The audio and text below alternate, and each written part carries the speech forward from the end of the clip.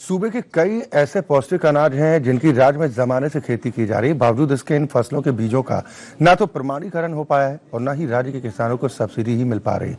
हालांकि अब सरकार पहल करने जा रही है और उम्मीद है कि केंद्र से हरी झंडी मिलते ही परंपरागत फसलों के बीजों पर किसानों को सब्सिडी मिलने लग जाए।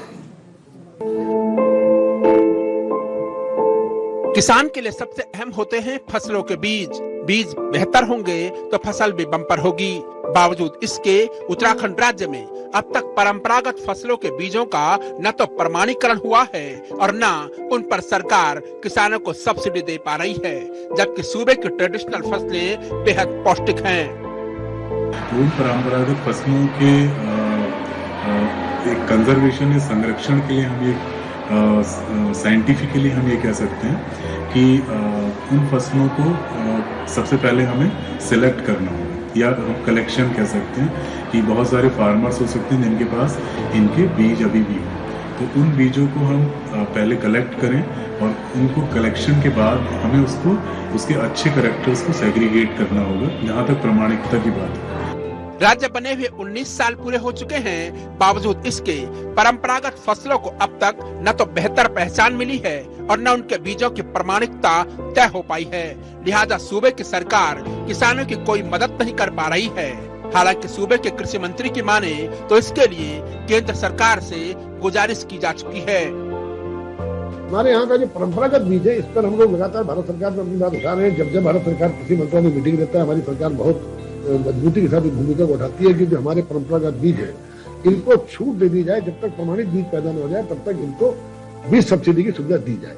ये भारत सरकार को निर्णय है। सूबे में पौष्टिक फसलों की खेती जमानों से की जा रही है। कृषि वैज्ञानिकों की माने तो इन फसलों के बीजों का न केवल प्रमाणीकरण होना चाहिए, बल्कि किसानों को बेहतर क्वालिटी के बीज भी मिलने चाहिए, ताकि किसान को रॉयल्टी का लाभ भी मिले और फसल उत्पादन का भी।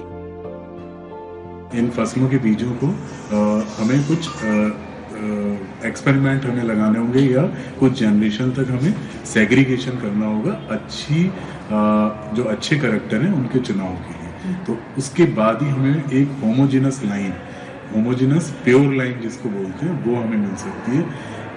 जब प्योर लाइन हमें मिल जाएगी, इसका मतलब ये है कि वो प्योर लाइन हमारी प्रमाणिक बीज है उस पर्टिकुलर फसल के लिए। फॉर एग्जाम्पल हम मंडुए की बात करें तो मंडुए में भी कई वैरायटी हो सकती है फार्मर्स के पास। तो अगर हमने मंडुए के कुछ अच्छे कैरेक्टर हमने सेग्रीगेट कर लिए और जो किसान ये प्रोवाइड करा रहे हैं हमें बीज, उस किसान को भी वो फायदा मिलेगा उस वैरायटी के लिए।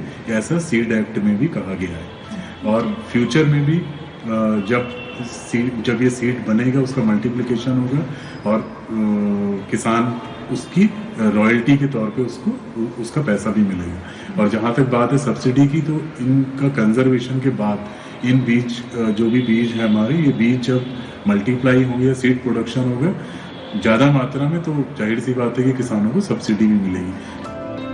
उत्तराखंड में मंडवा, झंगोरा, कौणी, भंगजी, भट्ट समेत कई धान और दाल की कई ऐसी फसलें हैं जिनकी खेती राज्य में सदियों से हो रही है। ऐसे में जरूरत है वैज्ञानिकों की सलाह पर अमल करने की, ताकि केंद्र सरकार राज्य की सिफारिश स्वीकार कर सके और सूबे के किसानों को सब्सिडी का फायदा मिल सके। देहरादून से साक्षी पोखरियाल की रिपोर्ट।